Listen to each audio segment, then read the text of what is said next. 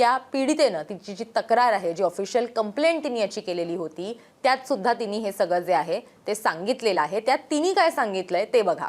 ती असं म्हणते की तो तुम्हाला चेंबरमध्ये बोलवायचा आणि त्यानंतर तो तुम्हाला एक पेढा खायला देतो. म्हणजे त्यांनी तिला एक पेढा खायला दिला होता. मग पाणी म्हणून काहीतरी कडवट त्यांनी तिला प्यायला दिलं.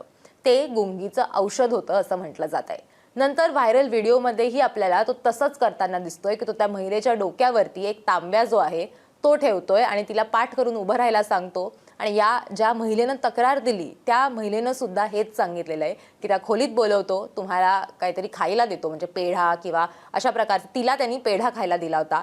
त्यानंतर त्यांनी तिला पिण्यासाठी पाणी दिलं, पण ते पाणी हे पाण्याच्या चवीसारखं लागत नव्हतं, तर ते अतिशय कडवट आणि काहीतरी वेगळंच लागत होतं असं त्या महिलेनं, त्या पीडितेनं तिच्या तक्रारीत म्हटलंय. त्यानंतर तो तांब्या जो आहे तो तांब्या तो तुम्हाला तुमच्या डोक्यावरती घेऊन उभं राहायला सांगतो, तुमचे डोळे बंद करायला सांगतो. त्या ऑफिसमधले लाईट्स जे आहेत ते लाईट्स तो बंद करतो आणि त्यानंतर एक मंत्र जो आहे तो मंत्र तुम्हाला म्हणायला लावतो आणि मग तो स्वतः येऊनही ते मंत्र म्हणतो. हे सगळं झाल्यानंतर त्यांनी ह्या महिलेला, म्हणजे जिने तक्रार केली आहे त्या महिलेला, मी कृष्ण आहे आणि तू माझी राधा आहेस असं म्हणत तिला मोहित करायचा जो प्रयत्न आहे तो सुद्धा त्यांनी केला. नंतर तिला तिने ज्या वेळेला थांबवण्याचा त्याला प्रयत्न केला तर त्यावेळेला त्यांनी तिला धमकवायला सुरुवात केली आणि फक्त एकदा नाही तर अनेकदा तिच्यावरती बलात्कार केला.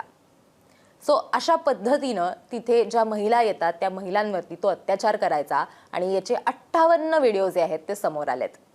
तो लोकांना अंगठ्या किंवा मी तुम्हाला मार्गदर्शन करेन असं सांगायचा.